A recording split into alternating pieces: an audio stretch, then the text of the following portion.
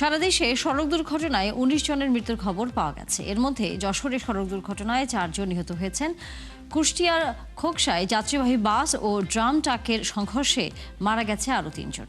চট্টগ্রামের পটিয়ার বাস চাপায় মোটরসাইকেল আরোহী ২ শিক্ষার্থী নিহত হয়েছেন। এছাড়া কুমিল্লা, জয়পুরহাট, দিনাজপুর, চট্টগ্রামের পটিয়া, লক্ষ্মীপুর এবং মানিকগঞ্জের সড়ক দুর্ঘটনায় আরও ৯ জন মারা গেছে।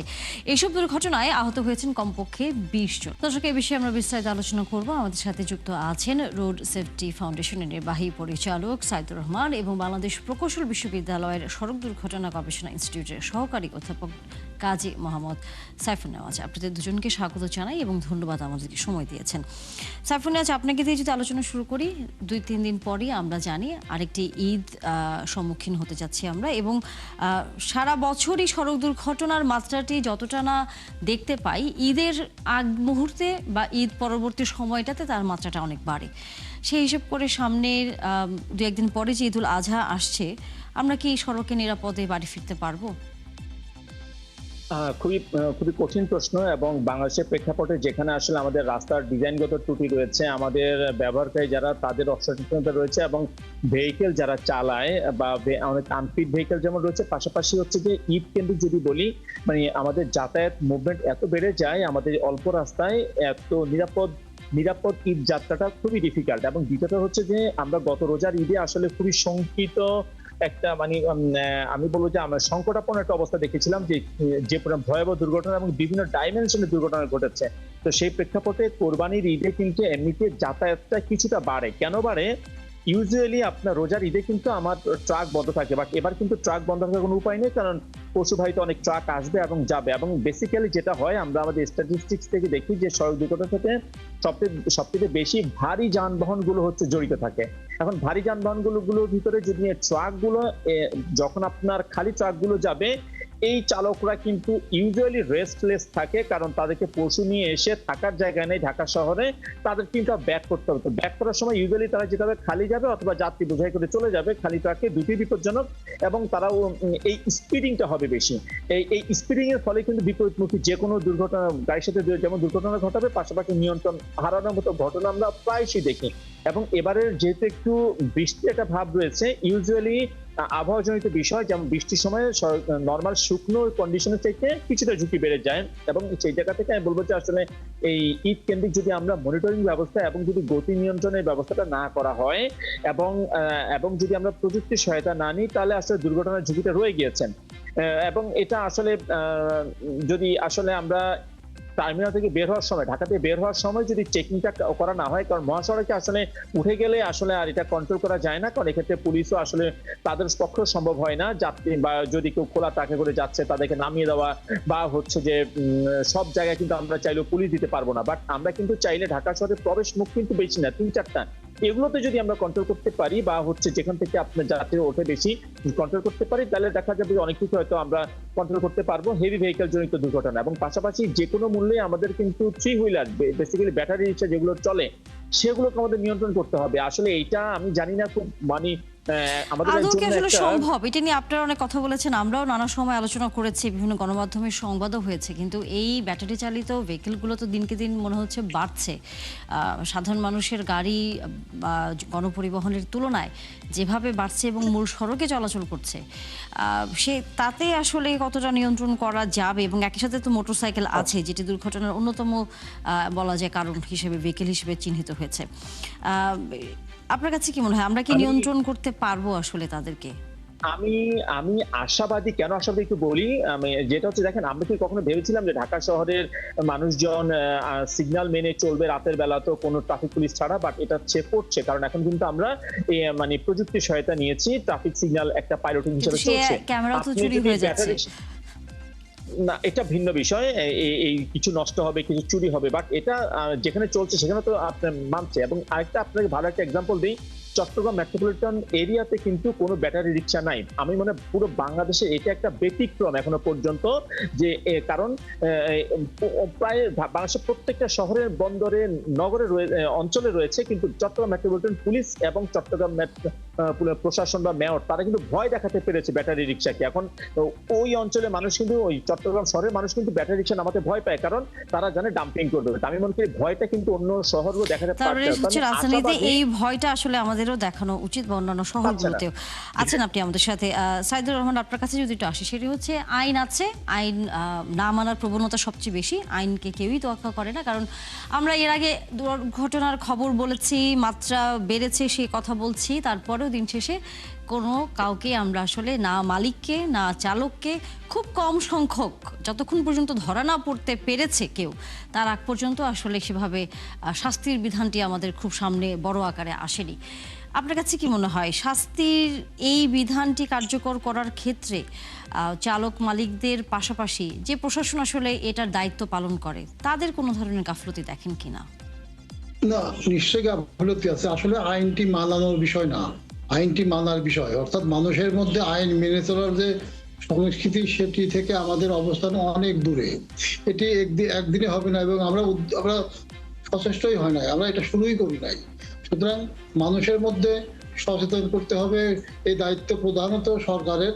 সরকার তার নানা রকমের অ্যাপারেটাস দিয়ে, তার গণমাধ্যম দিয়ে, তার সোশ্যাল মিডিয়া নিয়ন্ত্রণের যে প্রতিষ্ঠান আছে বিটিআরসি, সেটার মাধ্যমে, ব্যাপক প্রচারণার মাধ্যমে মানুষের মধ্যে রোড সেফটির নর্মস এন্ড ভ্যালুস গুলো ইনসার্ট করতে হবে। মানুষকে বোঝাতে হবে যে আসলে তুমি সচেতন ভাবে রাস্তায় চলবা, সড়ক ব্যবহার করবা, এই কারণে।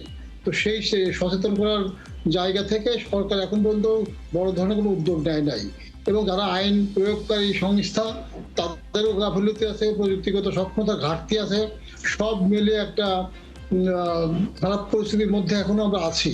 তো এখান থেকে বেরোতে হবে। এখন তো আসলে আধুনিক প্রযুক্তির যুগ, সড়ক নিরাপত্তার ক্ষেত্রে প্রযুক্তির বিকল্প নেই। সেই প্রযুক্তির সক্ষমতা আমাদের ঘাটতি আছে, কিন্তু সেই ঘাটতিটা পূরণ করতে হবে খুব দ্রুত। তাহলে পরে দুর্ঘটনা কমবে, সড়কের শৃঙ্খলা প্রতিষ্ঠা হবে।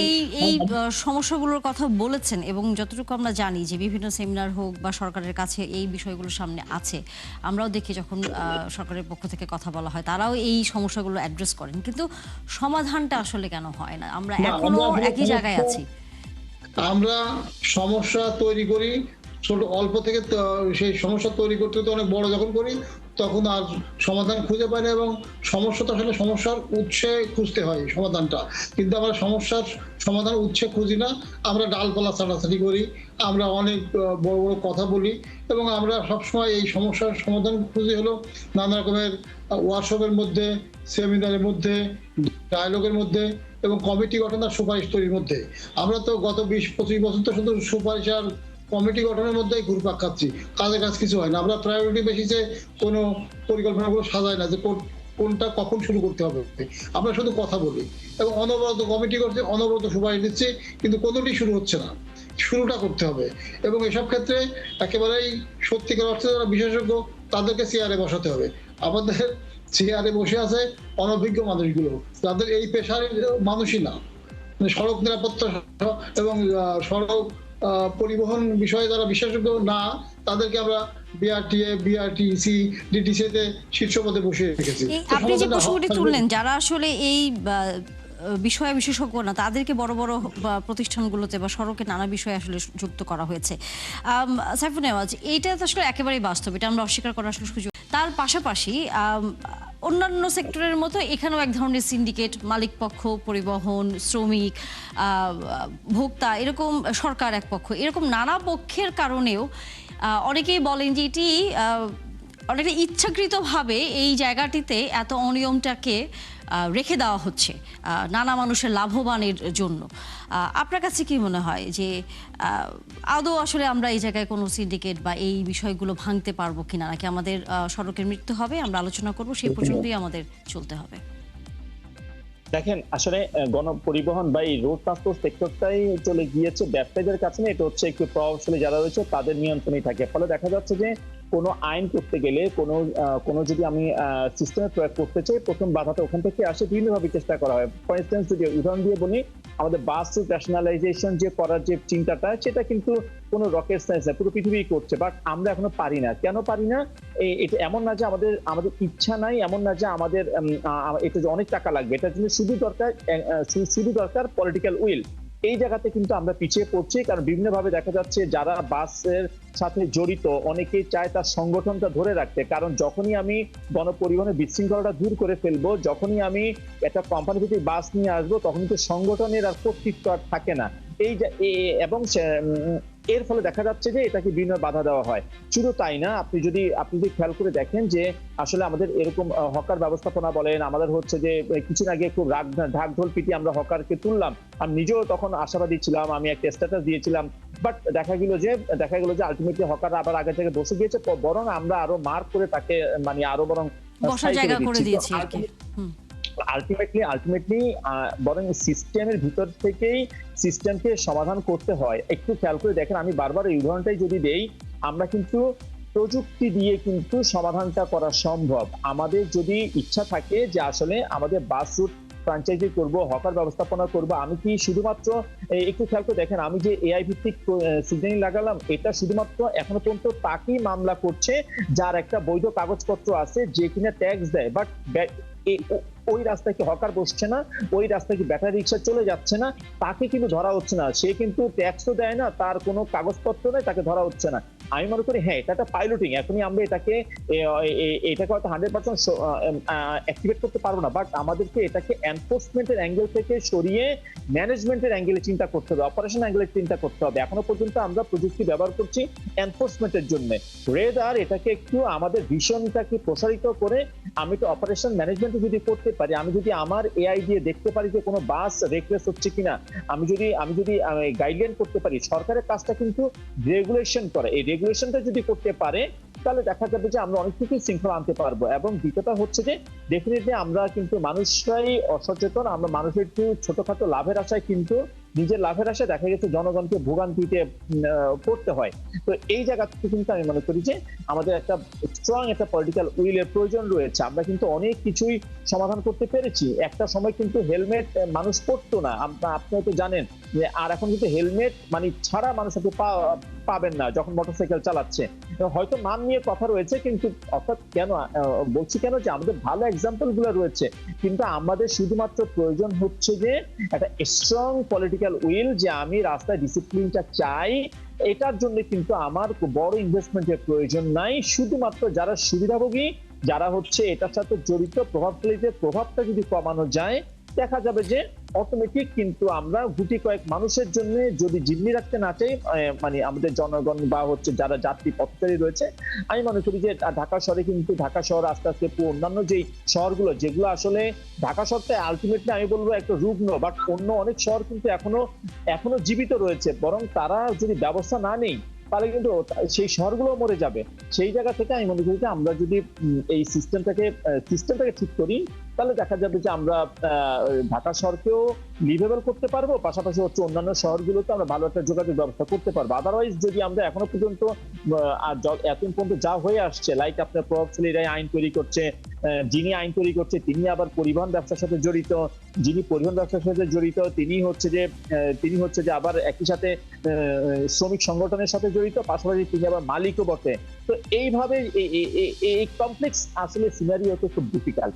এই বাস্তবতায় সাইদুর রহমান, আমরা সামনের ঈদে আসলে আইন প্রয়োগ করতে দেখবো কিনা, আপনি কি আশা রাখেন? বা সড়কেও যানবাহন নির্বিঘ্নে চলবে, দুর্ঘটনা কমবে, এই আশাটা আপনি রাখেন কিনা, নাকি শঙ্কা থেকেই যায়? আমি খুব বেশি আশাবাদী না, কারণ আমরা ঈদের পূর্বে সরকারের নানা পরিকল্পনার কথা শুনি, নানা উদ্যোগের কথা শুনি, তারপর বাস্তবে খুব বেশি কার্যকর সেটা হয় না। তার কারণ আছে, সেটা হচ্ছে একটি নির্বিঘ্ন এবং নিরাপদ ঈদযাত্রা নিশ্চিত করতে হলে পারে মোটামুটি 3 বছরের একটা পরিকল্পনা থাকতে হয়। মানসম্পন্ন যানবাহনের সংখ্যা বাড়াতে হয়, রেল সেবাকে উন্নত এবং আধুনিক করতে হয়, নৌ পরিবহন সেবা আধুনিক করতে হয়, এবং রেল সড়ক থেকে যতটা সম্ভব রেলমুখী করা দরকার, নৌপথমুখী করা দরকার। কিন্তু সেসব উদ্যোগটা আমাদের নাই, কারণ এই যে ঈদকে কেন্দ্র করে ঢাকা এবং ঢাকার আশপাশের জেলা থেকে প্রায় 2.5 কোটি মানুষ দেশের বিভিন্ন গন্তব্যে যাতায়াত করবে 4-5 দিনের মধ্যে। তো এত বিপুল সংখ্যক মানুষকে পরিবহন করার মতো গণপরিবহন আমাদের নেই। সুতরাং মানুষ নানাভাবে বাড়ি যেতে চাইবে, নানাভাবে তার গন্তব্যে যাত্রা করবে, এবং তখন দুর্ঘটনায় আক্রান্ত হবে। আইন শৃঙ্খলা রক্ষাকারী বাহিনীর পক্ষে সেটা নিয়ন্ত্রণ করা সম্ভব না। আমাদের ওই পরিমাণ মানসম্পন্ন গণপরিবহন যেমন নাই, সড়কও নাই। মানে এত মানুষ বেরিয়ে যাওয়ার সড়কটাও মানে ওইটাও নাই। সুতরাং একটা যখন অবস্থা তৈরি হবে এবং দুর্ঘটনা ঘটবে সারা দেশেই।